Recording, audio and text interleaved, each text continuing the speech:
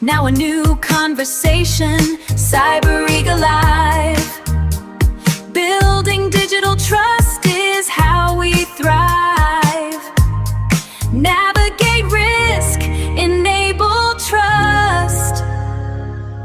Build resilience for future Cyberegalive. Hi there.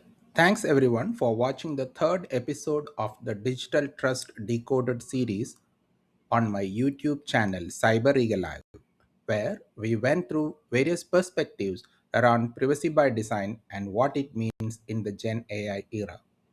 And welcome today to this fourth episode titled Cybersecurity is a business issue, not a tech issue. Happy viewing. Too often, boards hear dashboards, vulnerabilities, and compliance reports. But what they really need is decision quality risk briefings in plain English. Over the next few minutes, we'll explore board security governance on how to translate cyber risk into financial and strategic terms that boards can actually use to govern responsibly in the AI era. I want to ask you a question.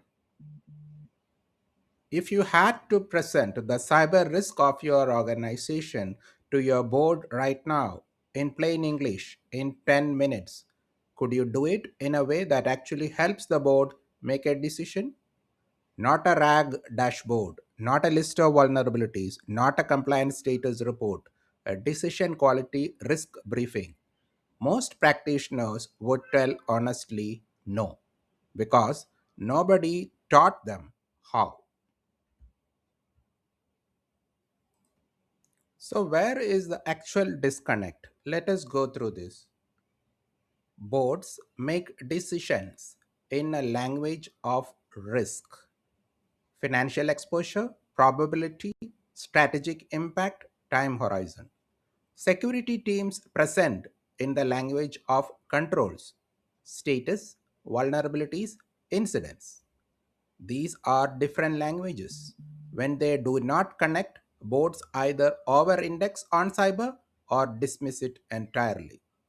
Both outcomes are dangerous, and AI has added a third language gap.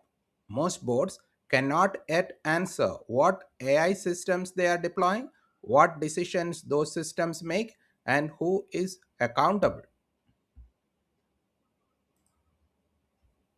Now, let's look at the next topic in this session, FAIR model. FAIR, which stands for Factor Analysis of Information Risk, is a model that helps translate cybersecurity risk into financial terms that boards can work with. A simplified FAIR assessment for a ransomware scenario might show, as you can see on the screen, probability of a significant incident in the next 12 months, 20 to 25%. The range of financial impact, if at all it occurs, 2 to 8 million dollars.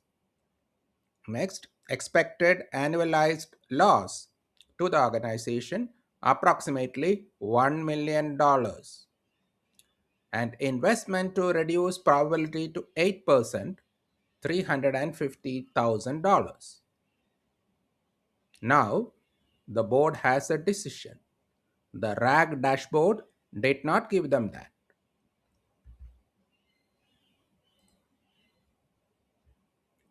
Now let's look at the five elements of what has to go to the board as a cyber report, a board ready cyber report. One, top three scenarios by financial exposure, not controls, scenarios. What could happen and what would it cost? Two, year on year trend. Compared to last year, are we more or less exposed? And why? Three, peer comparison.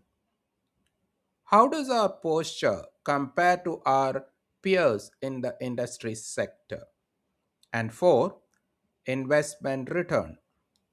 What did security spend reduce in risk terms, adding value to the business?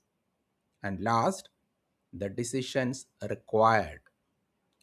No more than two or three items needing board input for actions to be taken.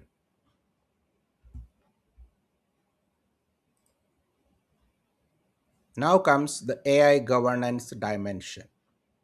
In 2026, board level cyber governance must include AI. The questions board should be asking: what AI systems does your organization use to make decisions? Who is accountable for these outcomes? What is our regulatory exposure under the EU AI Act or SEBI AI advisory? A board that governs cybersecurity without governing AI is governing an incomplete picture of its digital risk.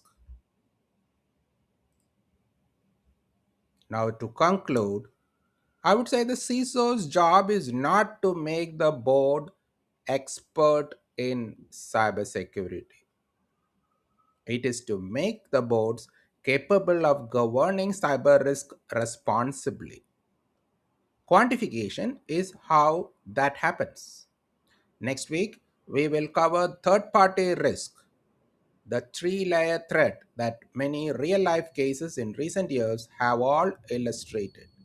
Please like, share, and subscribe to my channel, Cyberegalive, and tell me what is the most effective thing you have seen in a board cyber presentation. Thank you.